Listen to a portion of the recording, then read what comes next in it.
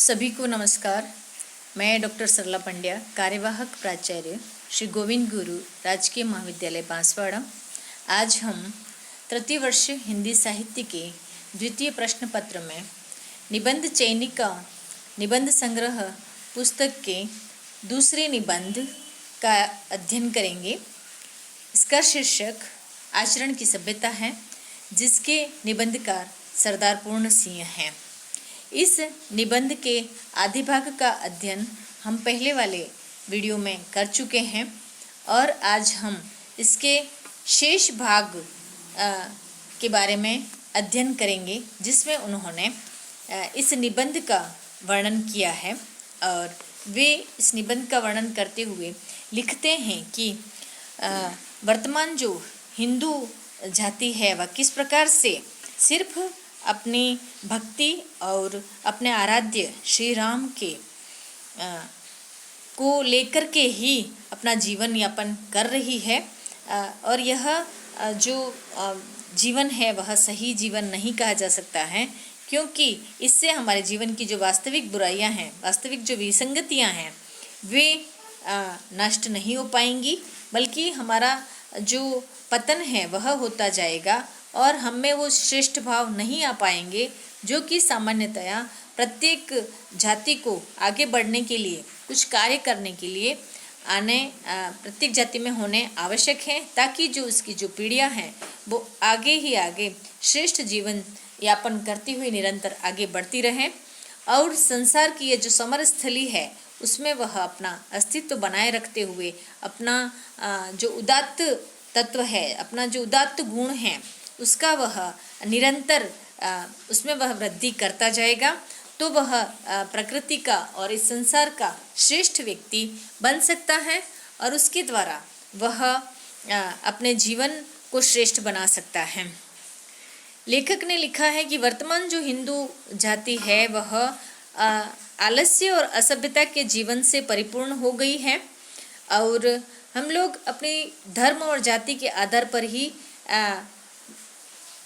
इसी अहंकार में मग्न होते जा रहे हैं कि हमको दूसरी किसी भी प्रकार का जो विकास है वह नहीं दिखाई देता है।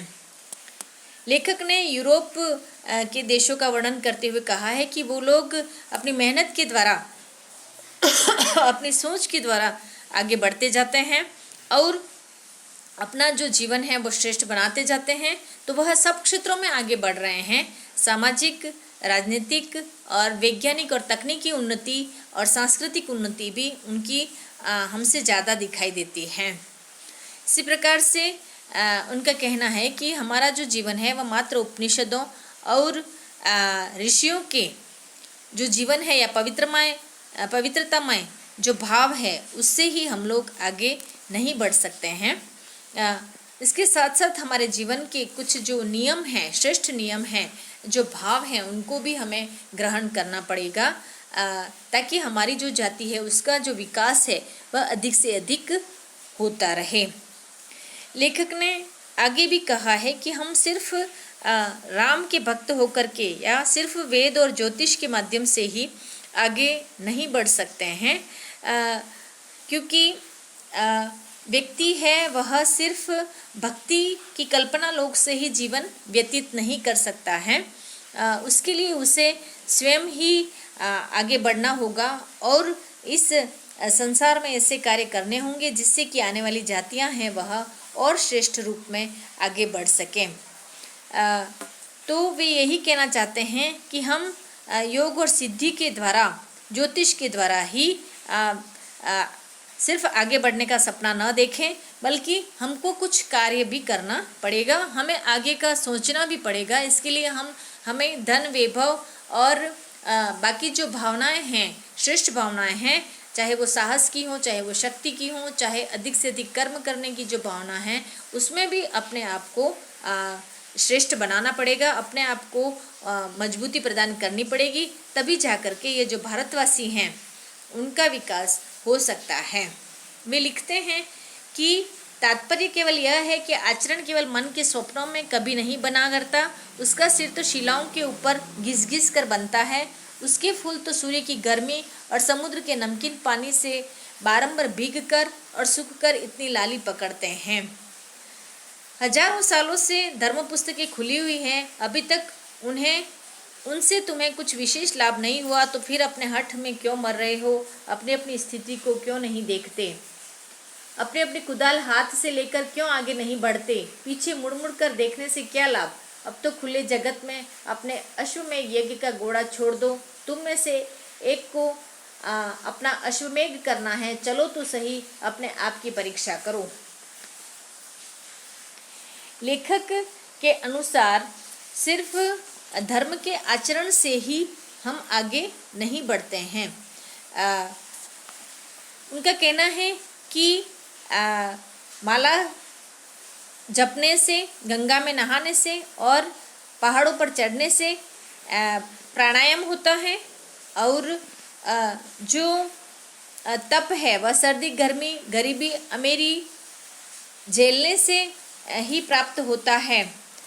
तो लेखक यही कहता है कि यह जो तप और भक्ति की जो भावना है, आध्यात्मिक धर्म का जो स्वप्न है, वह तभी तक अच्छा लगता है जब तक व्यक्ति अपने जीवन के धर्म का भी पालन करे।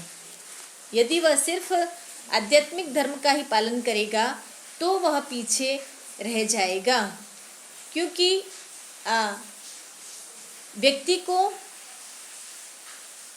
उसके साथ साथ अपने जो जीवन की दूसरी आवश्यकताएं हैं उसे भी पूरा करना है, तभी वह श्रेष्ठ जीवन जी पाएगा, तभी वह आध्यात्मिक और मानसिक भावों को श्रेष्ठ रूप में ले पाएगा। लेखक लिखते हैं कि मानसिक सभ्यता के होने पर ही आचरण सभ्यता की प्राप्ति संभव है, और वह तभी स्थिर हो सकती है जब तक निर्धन पुरुष पाप से अपना पेट भरता है।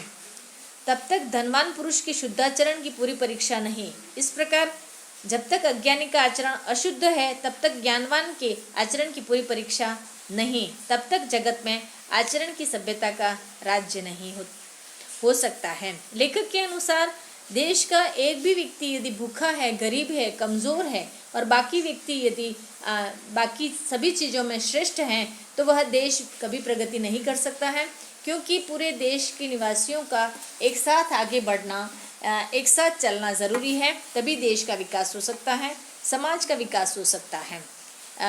हमारा जो व्यवहार है, हमारे जो कार्य है, वह इस प्रकार से होने चाहिए कि उससे हर व्यक्ति या सामान्य व्यक्ति है वह अधिक से अधिक लाभ प्राप्त कर सके, तो वही कार्य श्रेष्ठ माना जाएगा, और वही हमारा जो आचरण है वह शुद्ध कहलाएगा। उसकी परीक्षा तभी हो पाएगी।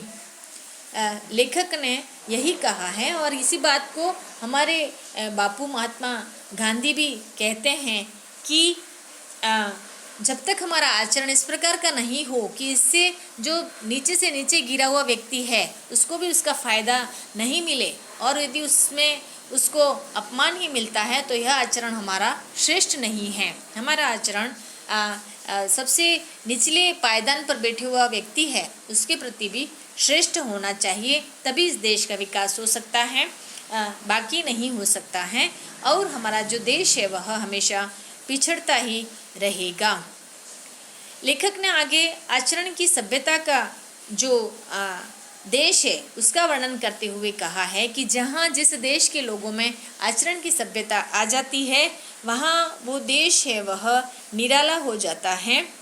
उसमें न शारीरिक आचरण की सभ्यता का देश ही निराला है, उसमें न शारीरिक झगड़े हैं, न मानसिक, न आध्यात्मिक, न उसमें विद्रोह है, न जंग ही का नामो निशान है, और न वहाँ कोई ऊंचा है न नीचा, न कोई वहाँ धनवान है और न कोई वहाँ निर्धन।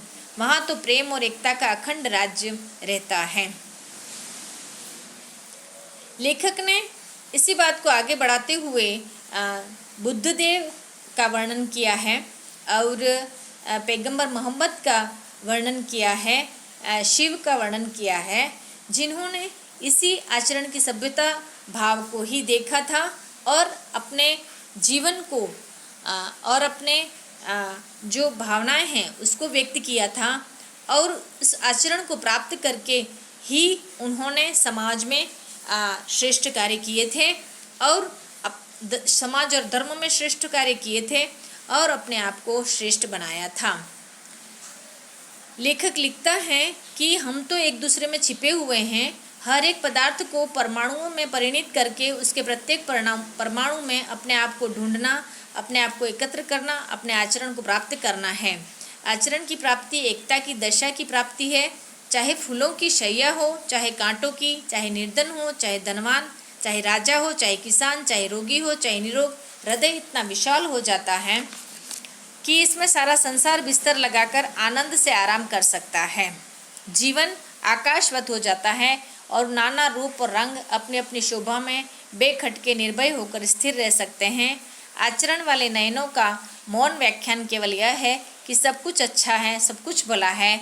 जिस समय आचरण की सभ्यता संसार में आती है, उस समय नीले आकाश से मनुष्य को वेद ध्वनि सुनाई देती है। नर नारी पुष्पवत खिलते जाते हैं। प्रभात हो जाता है, प्रभात का गजर बज जाता है। नारद की वीणा आलापने लगती है। ध्रुव का शंख गुंज उठता है। प्रहलाद का नृत्य होता है। शिव का डमरू बजता है और कृष्ण की बांसुरी की धुन प्रारंभ हो जाती है।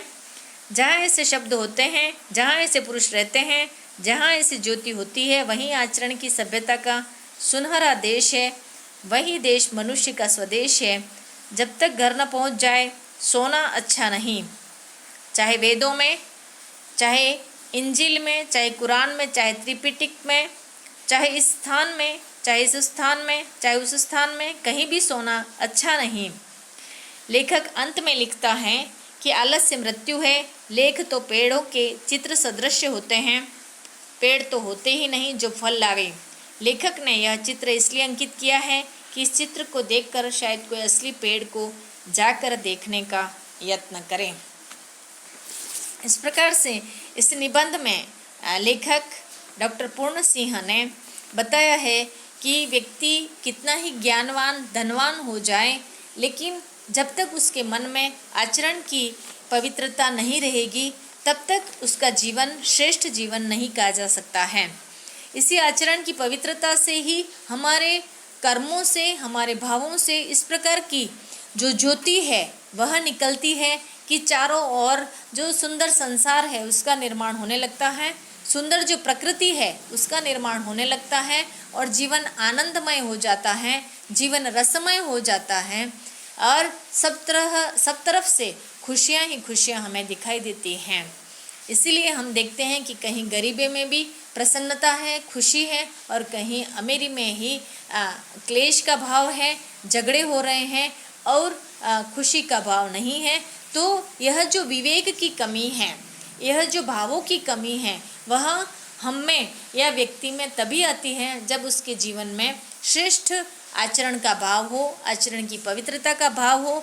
तभी वह स्वयं का, परिवार का, समाज का और देश का भला कर सकता है, आगे बढ़ सकता है और देश का नवनिर्माण कर सकता है। लेखक ने इस निबंध के माध्यम से आने वाली पीढ़ियों को भी जागरूक किया है कि हम अपने कर्मों के द्वारा ही श्रेष्ठ बन सकते हैं, अपने आचरण के द्वारा ही श्रेष्ठ बन सकते हैं, न कि मात्र भक्ति में, धर्म में हिलोरे लेकर के और उसी की आड़ में हम अपने आप को यदि समर्पित करते रहे तो हमारा जो धर्म है वह इतनी श्रेष्ठ स्थिति में हमें नहीं ले जा पाएगा जितनी हमें आवश्यकता है, और हम निरंतर ऐसी स्थिति में गरीब और मलिन बनते जाएंगे, जिससे कि हमारा उद्धार नहीं हो सकेगा और साथ ही आने वाली पीढ़ियों का भी उद्धार उससे नहीं हो सकेगा।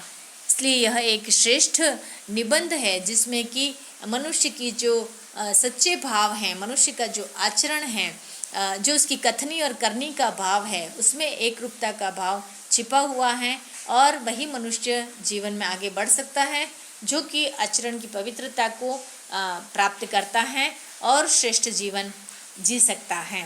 धन्यवाद। जय हिंद।